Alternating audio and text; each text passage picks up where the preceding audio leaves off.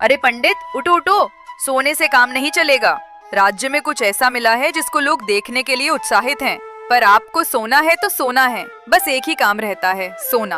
अरे पंडित उठो और चलो राजमहल। अरे भगवान, ये क्या?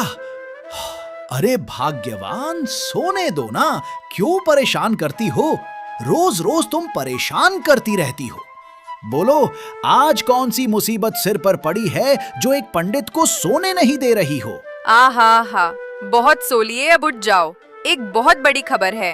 राजा को एक जादुई संदूक मिला है और जिसने भी उसकी चाबी ढूंढ ली उसे राजा मुंह मांगा इनाम देगा। अरे ऐसा क्या? मैं तुरंत उठा। अब चलो भाग्यवान, राजा के पास चलें। अब तो पैसा ही पैसा होगा। मैं अपनी तंत्र मंत्र की विद्या से उस चाबी की दिशा बता सकता हूँ। चलो अब राजमहल।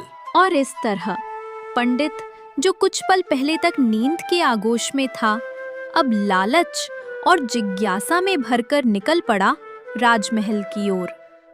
उसे क्या पता था, उस जादुई संदूक में सिर्फ सोना या चांदी नहीं, बल्कि एक ऐसा रहस्य छिपा था जो जनकपुरम की किस्मत बदलने वाला था। अरे भैया पंडित, कहाँ जा रहे हो सुबह सुबह भाभी को लेकर? रुको तो यार, हम भी साथ चले। बहुत दिन बाद आज मिले हो, कभी घर से बाहर ही नहीं निकलते। रुको, मैं भी आ रहा हूँ। इतना बोलकर जगदीश पंडित के पास आता है।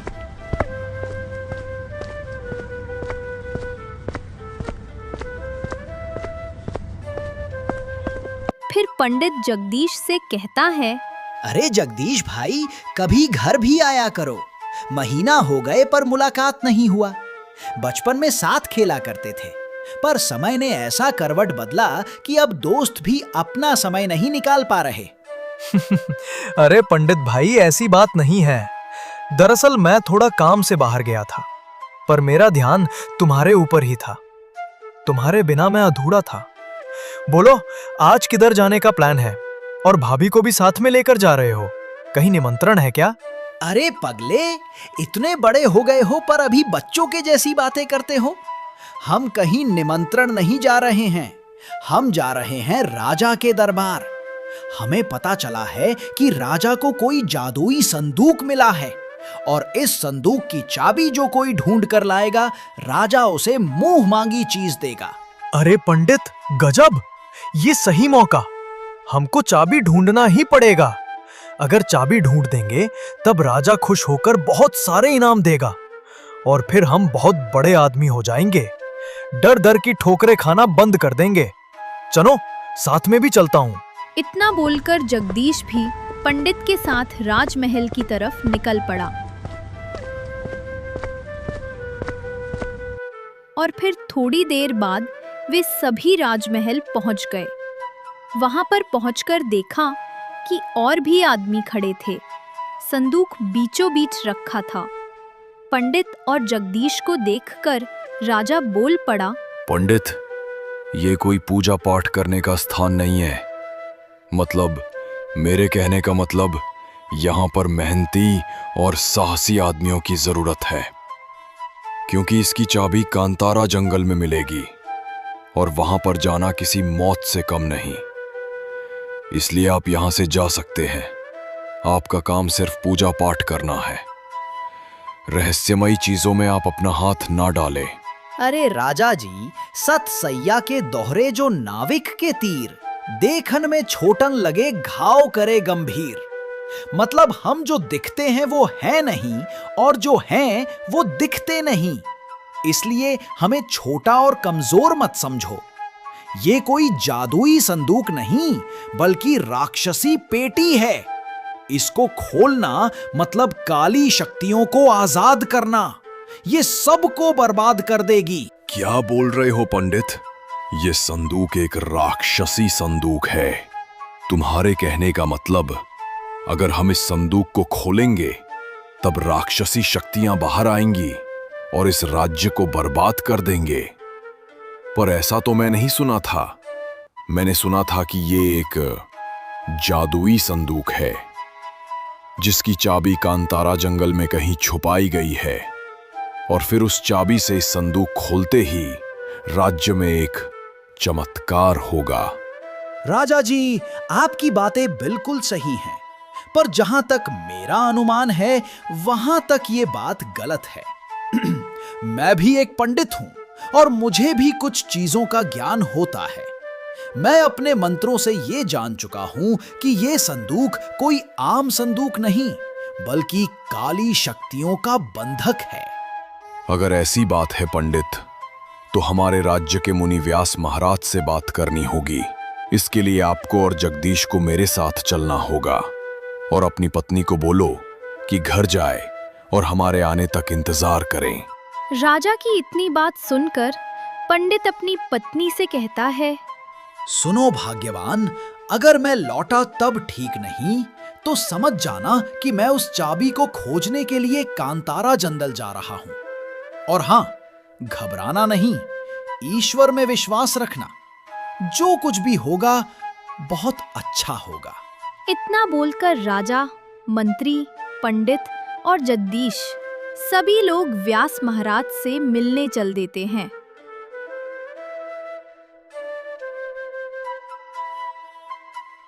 वे सब जा ही रहे होते हैं कि तभी रास्ते में एक भेड़िया उनका रास्ता काट देता है। भेड़िए के इस तरह रास्ता काटते देख राजा, मंत्री और सभी लोग रुक जाते हैं। फिर राजा पंडित से कहता है, पंडित, अब हमें रुकना होगा क्योंकि भेड़िए ने अपना रास्ता काट दिया है। क्योंकि पुराने लोग मानते थे कि अगर सफर को किसी जानवर ने काटा है तो रुक जाना चाहिए। अब तुम बताओ, क्या आगे चलना सही है या गलत? क्योंकि मुझे नहीं लगता कि आगे जाना सही होगा। राजा जी, क्या मैं बोलूं? जो होना है होकर रहेगा, बस हम उसके हिसाब से चलेंगे। वे तो बेचारे जानवर हैं, उन्हें कहाँ पता है कि लोग उनके रास्ते पार करने को अपशगुन मानेंगे। अगर वे भी मेरे जैसा सोचते तो शायद आज ऐसा नहीं करते। अब ऐसा करिए राजा जी, आगे चलिए, नहीं तो समय बर्बाद हो जाएगा। पंडित के इतना कहने पर सभी लोग आगे बढ़े और एक जंगल में जा पहुंचे। और फिर उस जंगल के बीच में पहुंचते ही उन्हें व्यास महाराज मिल जाते हैं। व्यास महाराज को देखकर राजा बोले, बाबा जी प्रणाम।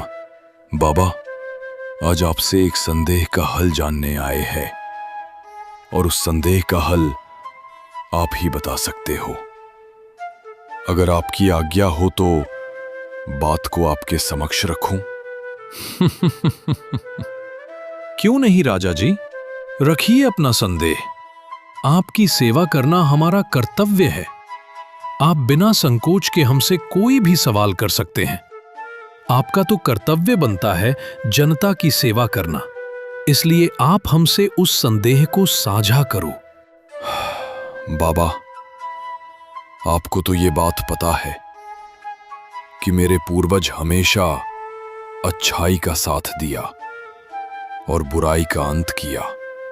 2 दिन पहले मैं पुराने राजकोष से कुछ स्वर्ण मुद्राएं लेने गया था कि तभी मुझे एक संदूक मिला और उसके साथ एक पर्चा भी मिला जिसमें लिखा था कि सोए हुए का भाग्य खुलेगा। पर पंडित का मानना है कि ये एक बुरी शक्तियों का संदूक है जिसके खुलते ही राज्य काली शक्तियों का गुलाम हो जाएगा। क्या ये बात सत्य है बाबा जी? राजा जी, आपके बातें ठीक है, पर यह सच में बहुत खतरनाक संदूक है। उसे राज्य कोष में ही रखना उचित था, लेकिन आपने उसे बाहर निकाल दिया है। इसलिए दूसरी बुरी शक्तियां अब उसे आजाद करने का पूरा कोशिश करेंगी। हाँ, ये बात बिल्कुल सत्य है कि संदूक के खुलते ही राज्य बर्बाद हो जाएगा। तो बाबा जी, इसका कोई तो उपाय होगा। अगर हम संदूक को नष्ट कर दे तब सब कुछ ठीक हो जाएगा। नहीं नहीं, ऐसा करना सही नहीं है। उसको नष्ट करना इतना आसान नहीं है। उसे नष्ट करने के बजाय अगर हम उसकी चाबी को नष्ट कर दें तब वो हमारे लिए खतरा नहीं होगा। पर कांतारा जंगल जाना इतना आसान भी नहीं है। उसके लिए बहुत दिमाग, ताकत और सिद्धि की जरूरत है। अरे बाबा जी, इतने लोगों में आपको कोई पहलवान जैसा दिखा नहीं। आप थोड़ा ध्यान से देखें तो साहसी और थोड़ा विद्वान आदमी आपके सामने खड़ा है। माथे पर तिलक लगाएं, कंधे पर गमछा धरे, दिखने में भोला भाला। आप समझ रहे हैं ना बाबा जी किसकी बात कर रहे हैं? जब मैं यहां पर हूं तब आप परेशान ना हो, बस मुझे मार्ग बताएं, उस चाबी को मैं नष्ट कर दूंगा। बेटा, तुम्हारे साहस की दाग देनी पड़ेगी। तुम वाकई बहुत साहसी हो। तुम्हारे अंदर ज्ञान के साथ साथ साहस भी है, बस कभी कभी खुद को कमजोर समझने लगते हो। अगर कांतारा जंगल जाना ही चाहते हो तब मैं आपको रास्ता बता रहा हूं। इधर से जाओगे जंगल रास्ते बहुत मुसीबतें आएंगी, और जिस जंगल में तुम्हारे विश्वास के साथ खेला गया हो, छल किया गया हो, समझ जाना कि वही जंगल है कांतारा जंगल। और इस कांतारा जंगल में एक काली गुफा के अंदर रखा है इस संदूक की चाबी, जिसके रक्षक बहुत ही खतरनाक है। वहां पर जाकर तुम्हें एक मंत्र पढ़ना होगा जो ये साबित करता है कि हम दुनिया की भलाई के लिए यहां पर आए हैं। बाबा आप निश्चिंत रहें और हमें वो मंत्र बताएं जिसको मैं याद कर लूं और समय आने पर उसे पढ़ लूं। राजा जी, इस सफर में मैं और मेरा दोस्त जगदीश साथ जाएगा, क्योंकि अभी तक हम दोनों ने जो भी मिलकर काम किया है वो सफलतापूर्वक हो गया है। इसलिए मेरी पत्नी का ख्याल रखना, कोई भी चीज की कमी मत होने देना, और जगदीश के भी परिवार का देखभाल करना। हम सब लौटेंगे, बहुत जल्द लौटेंगे। अब बाबा जी आप हमें वो मंत्र बताएं ताकि हम अपना समय और बर्बाद ना कर सकें। पंडित के इतना कहते ही बाबा उन्हें वो मंत्र दे देता है और फिर वे सब अपने सफर की ओर आगे बढ़ चले। चलते चलते एक घने जंगल में पहुंचे जो दिखने में बहुत खतरनाक था। वहां पर लोगों के कंकाल पड़े थे, उनकी खोपड़ियां पड़ी थी। दिखने में ऐसा लग रहा था जैसे कोई शमशान घाट पर जंगल उगाया हो। इतना देखकर वे दोनों रुक जाते हैं। पंडित, हमें ऐसा क्यों लग रहा है कि इस रास्ते पर जाना सही नहीं है? क्यों ना हम जंगल को थोड़ा घूम के चलें? क्योंकि इस तरह कंकाल देखकर मुझे थोड़ा डर लग रहा है। अभी तो सिर्फ शुरुआत है। हम नहीं चाहते कि शुरुआत में ही रिस्क लिया जाए, इसलिए थोड़ा घूम के चला जाए। अरे पगले, डरता काहे को है? जब तक तुम्हारे साथ पंडित है तब तक डरना नहीं है। जो दिखता है वो होता नहीं, और जो होता है वो दिखता नहीं। तू खुद सोच, अगर यहां कोई माया जाल है तो कोई माया जाल ऐसा नहीं बनाएगा कि उसका शिकार रास्ते से ही लौट जाए। समझ में आया मेरे कहने का मतलब अगर कोई भी शिकारी जाल डालेगा तब वहां पर ऐसी चीज बिल्कुल भी नहीं छोड़ेगा कि जिससे लोगों को संदेह हो। इसलिए तुम आगे चलो, रास्ता साफ है। इतना बोलकर दोनों आगे बढ़े। चलते चलते उन्हें एक तालाब दिखा। तालाब देखते ही वे दोनों रुक गए और फिर तालाब के किनारे गए, वहां पर पानी पिए और लौटने लगे।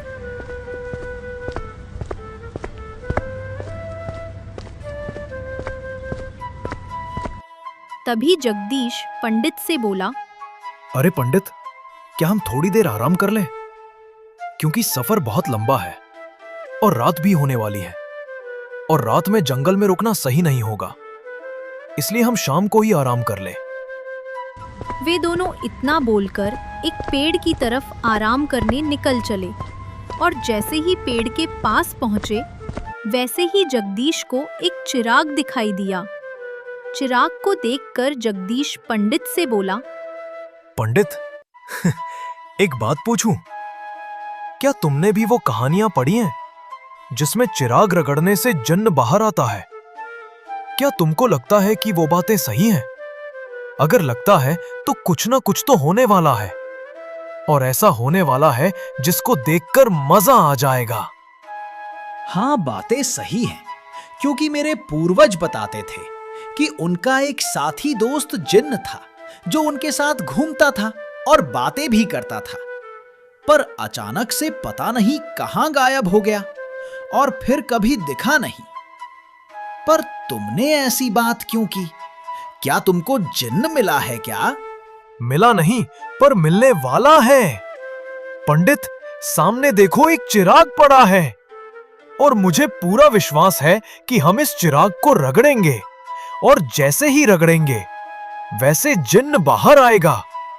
मेरी बातों का विश्वास करो। अरे हाँ, ये तो सच में एक चिराग है और ये बहुत पुराना है। कहीं ऐसा तो नहीं ये वही चिराग है जो मेरे पूर्वजों से खो गया था? मेरे समझ में नहीं आ रहा जगदीश। ऐसा करो, चिराग को रगड़ो, जो होगा देखा जाएगा। पंडित की इतनी बात सुनकर जगदीश तुरंत चिराग को रगड़ने लगता है। चिराग के रगड़ते ही उसमें से एक जिन्न बाहर आता है। जिन्न को देखकर पंडित और जगदीश दोनों बहुत डर जाते हैं और डरते डरते उस जिन्न से बोलते हैं, क्या तुम सच में एक जिन्न हो या फिर मेरे मन का वहम है? अगर तुम एक जिन्न हो तो मुझसे बातें करो और मुझे बताओ कि तुम तबाही जिन्न हो या सलामती जिन्न हो। बोलो। पंडित और जगदीश भाई, मैं एक जिद्दी और गुस्से वाला जिन्न, पर दोस्तों से कभी गुस्सा नहीं होता, इसलिए तुम दोनों डरो नहीं। अब हम एक दोस्त हैं। मैं वर्षों से इस चिराग के अंदर बंद था और हाँ पंडित, तुम्हारे मन की बातें मैं समझ सकता हूँ, तुम्हारा दिमाग में पढ़ सकता हूँ, पर कांतारा जंगल जाना उतना आसान नहीं है। वहां पर मेरी सारी शक्तियां बाधित हैं। मेरे सोचने की क्षमता और गायब होने की क्षमता उतनी मजबूत नहीं रहेगी जितनी इस जंगल में है, और वहां पर कदम कदम पर मौत है।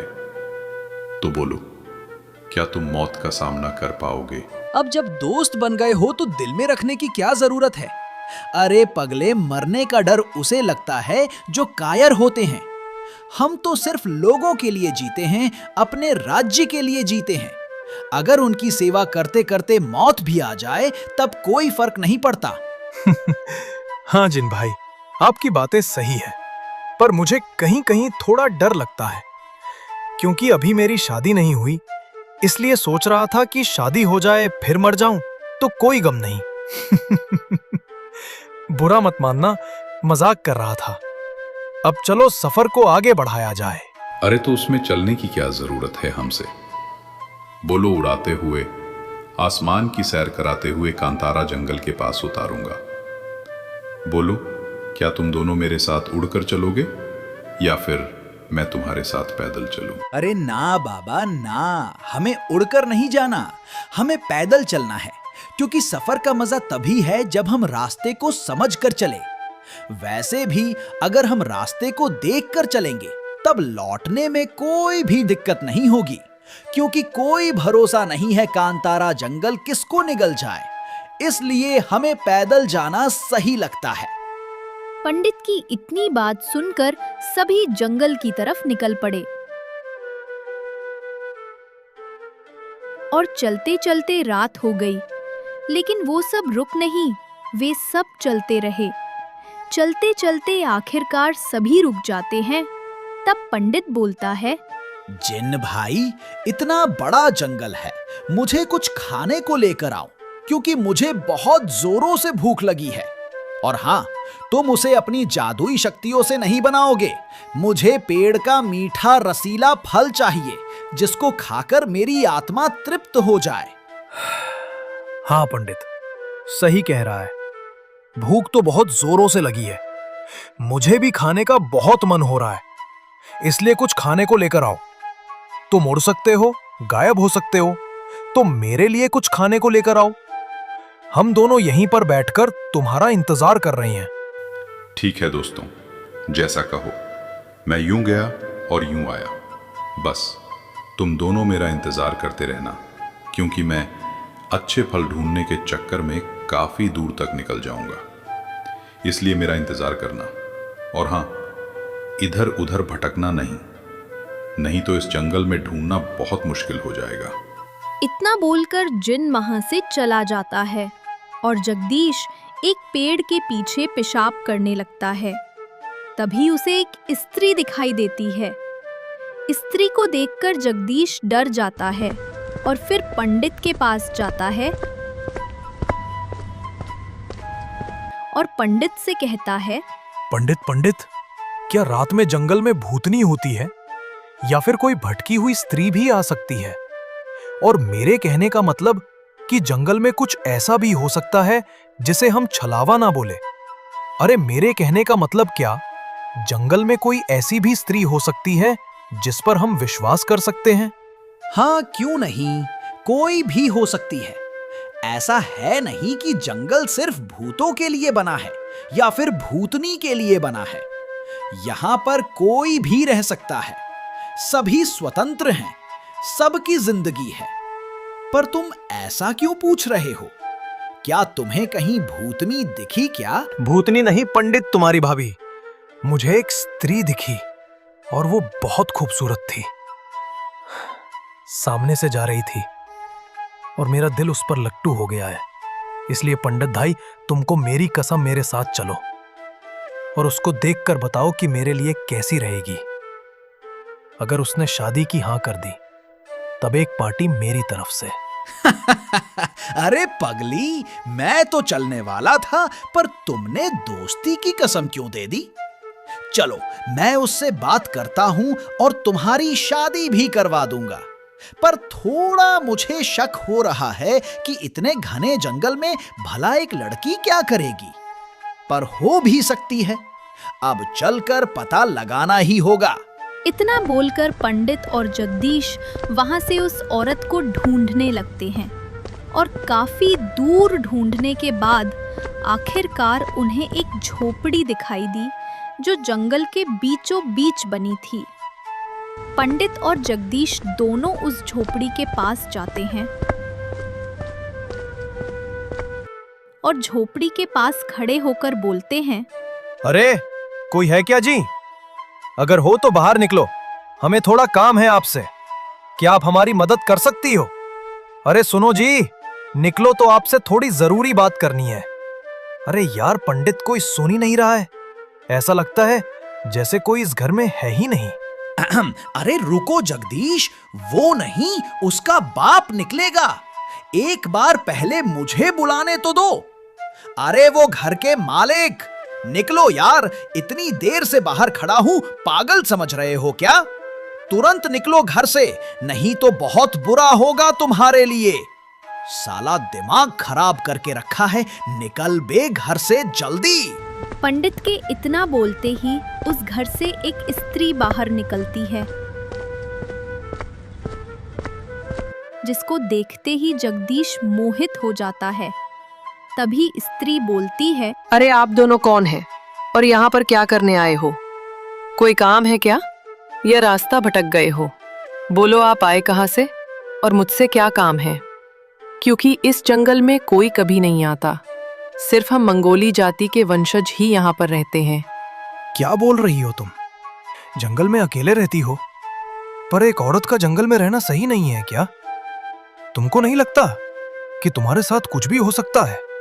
इसलिए मेरी बात मानो, तुम मेरे साथ मेरे गांव चलो। हाँ सुंदरी, मेरा दोस्त सही बोल रहा है। वो तुमको बहुत पसंद करता है, मतलब कर रहा है। अरे मैं क्या बोल रहा हूं समझ में नहीं रहा।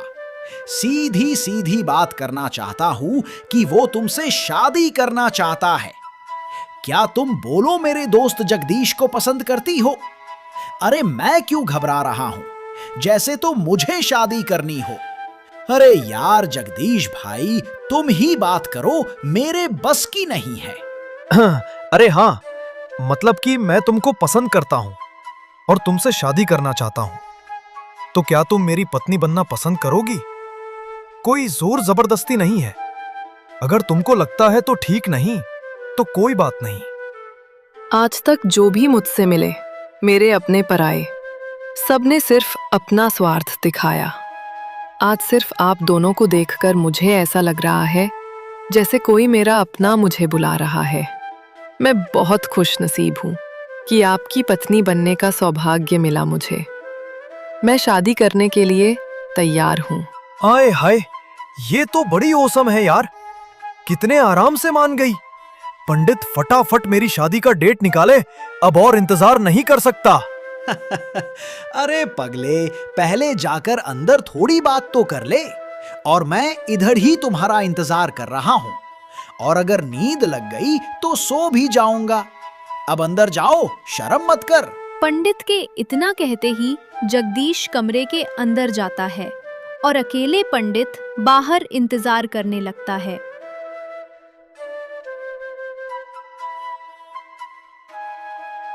इंतजार करते करते काफी देर हो जाती है और पंडित सो जाता है, और उधर अंदर जगदीश उस औरत से बातें कर रहा होता है। वैसे एक बात पूछूं, बुरा मत मानना, क्या तुम्हारे माता पिता इस दुनिया में नहीं है? तुम्हारे आगे पीछे कोई नहीं है? और तुम्हें ऐसा नहीं लगता कि यहां पर कुछ डायने, चुड़ैल और भूत प्रेत रहते हैं? वो रूप बदलकर आ सकते हैं। और तुमको मुझे देखकर ऐसा क्यों नहीं लग रहा कि मैं कोई राक्षस या भूत हूं? मतलब क्या मैं बोलूं, कुछ समझ में नहीं आ रहा। सीधा बात करता हूं, क्या तुमने कभी इससे पहले भूत देखा है? हाँ, मैंने कभी देखा तो नहीं है, पर मुझे पता है, मतलब मैंने सुना है कि जो डायने होती हैं वो अपना असली रूप बदलकर एक सुंदर औरत बनकर रास्ते में आने वाले सभी इंसानों को भ्रमित कर उनका खून चूसती है। पर तुमको मुझे देखकर कहीं ऐसा तो नहीं लग रहा है कि मैं एक डायन हूं? अरे नाना जी, ऐसा क्यों लगेगा? तुम इतनी खूबसूरत हो कि भला कोई ऐसा सोच ही नहीं सकता। बुरा मत मानो तो क्या हम थोड़ी देर बाहर चलें? क्योंकि मेरा दोस्त अकेले बाहर है, उसके साथ कुछ भी हो सकता है। तो क्या तुम मेरे साथ मेरे दोस्त के पास चलोगी? हाँ, क्यों नहीं, बिल्कुल मैं चलूंगी। इसमें कोई डरने की बात नहीं है। इतनी बात कर दोनों बाहर आते हैं और पंडित को उठाते हैं, और फिर जगदीश पंडित से कहता है, पंडित, मुझे जिस बात का शक था वही हुआ। ये कोई छलावा नहीं ना, ये एक डायन है, बल्कि एक भटकी हुई लड़की है जो इस जंगल में रहती है। बस इतना ही सच है।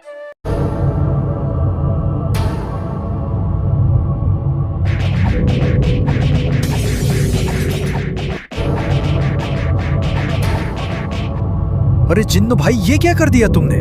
तुमको पता होना चाहिए वो तुम्हारी भाभी थी और तुमने उसको मार दिया। तुम बहुत निर्दयी हो। हमारा तुम्हारा साथ कभी नहीं होगा। चले जाओ हमें छोड़कर, हम अपना सफर खुद कर लेंगे। तुम जलते हो हम दोनों से। तुमने क्यों मारा उसे, ये बताओ पहले। अरे जगदीश, क्या हो रहा है? जिन्न भाई जरूर कुछ देखा तभी उसने ऐसा किया, नहीं तो अपने खुशी के लिए उसे दुख क्यों होगा?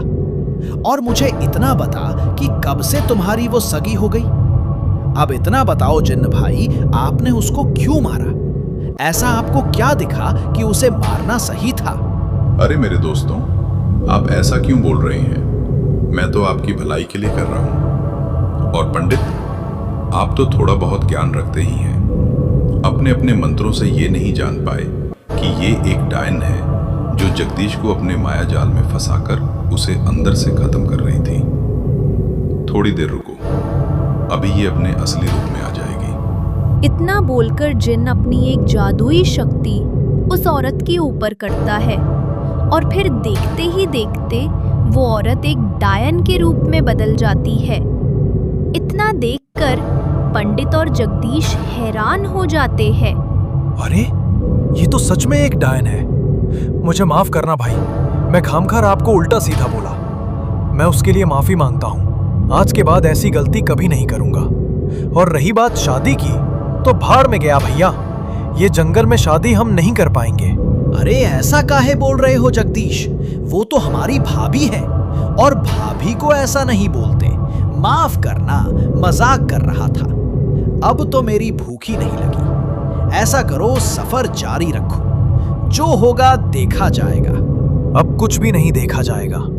अब जिन्न भाई, हम सबको गायब करो और ले जाकर कांतारा जंगल में उतार दो, क्योंकि अब हम चलेंगे फिर भटकेंगे, समय खराब करेंगे। इससे अच्छा है हम कांतारा जंगल पहुंचकर अपने मुकाम तक पहुंच जाएं। यही हमारा उद्देश्य है। उस चाबी को नष्ट कर फिर वापस आ जाना है।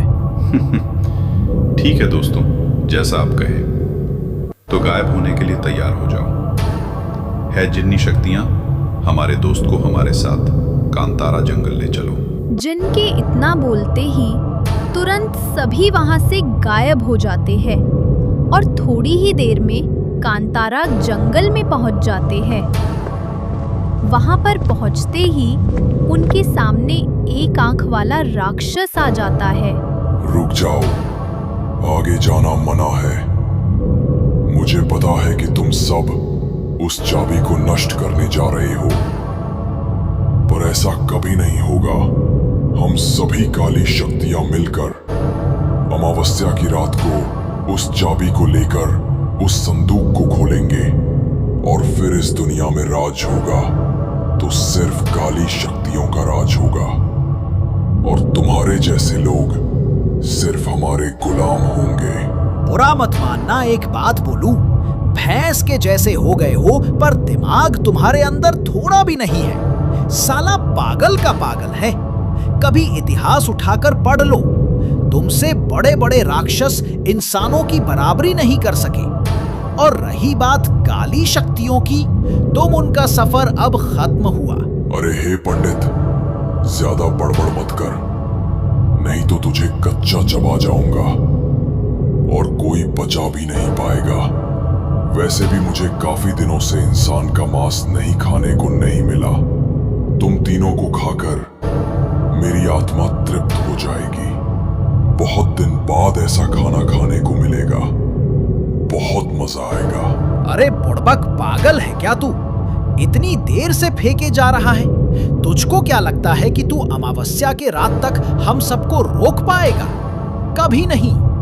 तुमको उठाकर पटकने वाला मेरे पास मेरा दोस्त जिन्न भाई है। अगर तुमने हम दोनों को हाथ लगाया तो शायद धोने के लिए हाथ भी नहीं बचेगा। माफ करना, मजाक कर रहा हूं। पंडित भाई, मजाक कर दिए हो तो अब सच तो करना ही पड़ेगा। बोलो तो साले को मार डालूं, क्योंकि मेरे हाथ में खुजली होने लगी है। और तुमको पता होना चाहिए, जब मेरे हाथ में खुजली होती है तब मैं किसी को मारता जरूर हूं। अरे तो देर काहे कर रहे हो भाई? बचा दो उसको, बहुत घमंड है इसके अंदर। मारो इसको, तुरंत मारो भाई। इतना बोलते ही जिन्न अपनी शक्तियों से उस एक आंख वाले पर आक्रमण करता है, लेकिन एक आंख वाला राक्षस भी आक्रमण करता है। काफी समय तक लड़ाइयां चलती रही, लेकिन कोई कमजोर होने का नाम ही नहीं ले रहा था। तभी जिन्न को काफी गुस्सा आ जाता है और फिर वो गुस्से में उस राक्षस के पास जाता है और उसे उठा उठा कर पटकने लगता है और पटक कर उसे मार देता है। ओहो बड़े भैया, मजा आ गया कसम से। क्या मारते हो यार, गजब का मारते हो। मजा आ गया देखकर। अब ऐसा करो, देरी मत करो, क्योंकि कांतारा जंगल में सुबह होती ही नहीं है। यहाँ पर सिर्फ अंधेरा ही अंधेरा रहेगा। और हाँ, काली शक्तियां राज करती हैं यहाँ पर, इसलिए अमावस्या के पहले पहले हम सबको उस चाबी के पास पहुंचना होगा। अब देर मत करो, चलो। इतना बोलकर सभी लोग आगे बढ़ते हैं। चलते चलते काफी देर हो चुकी थी।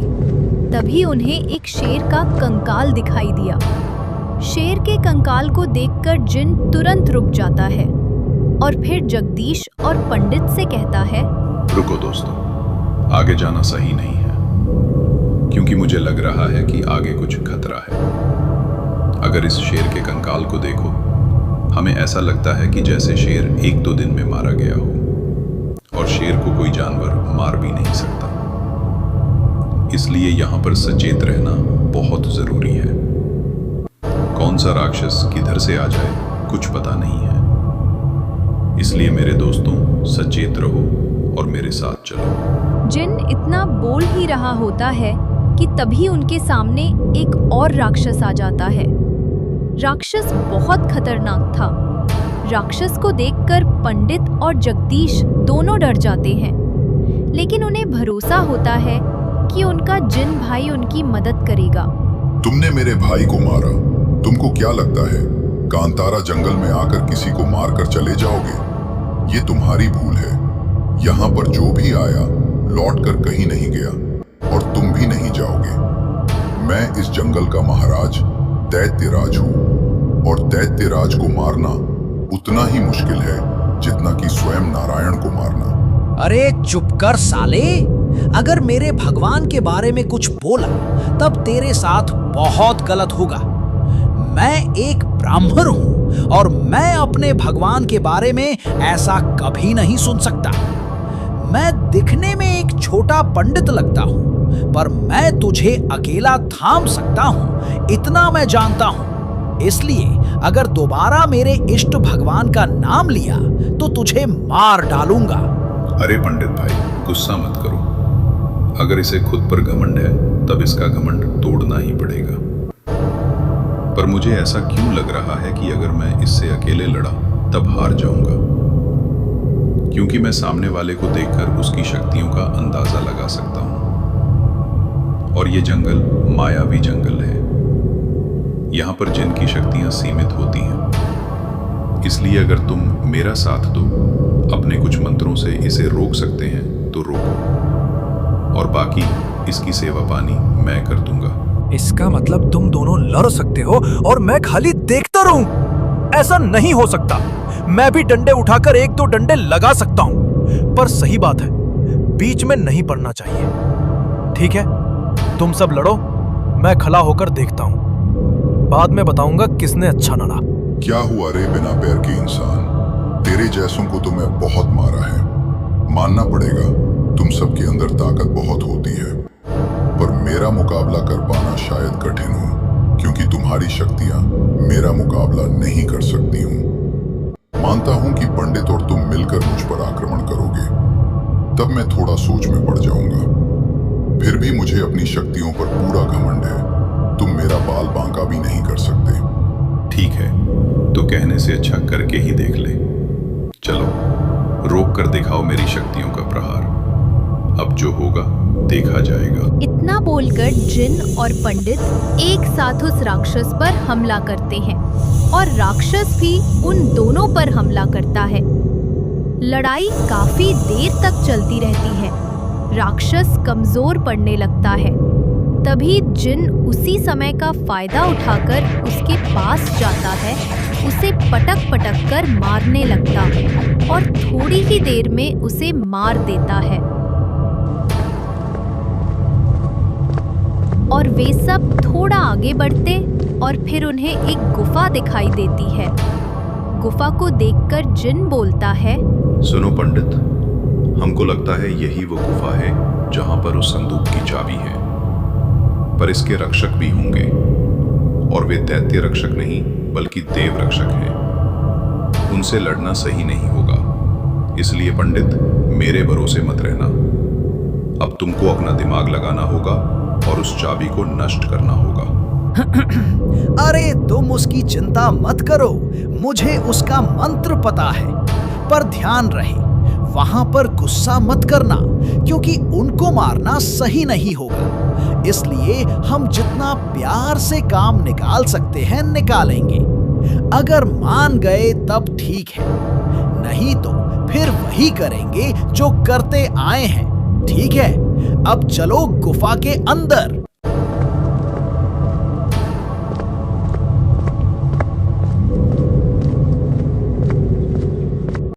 गुफा के अंदर जाते ही उन्हें एक नाग दिखाई देता है।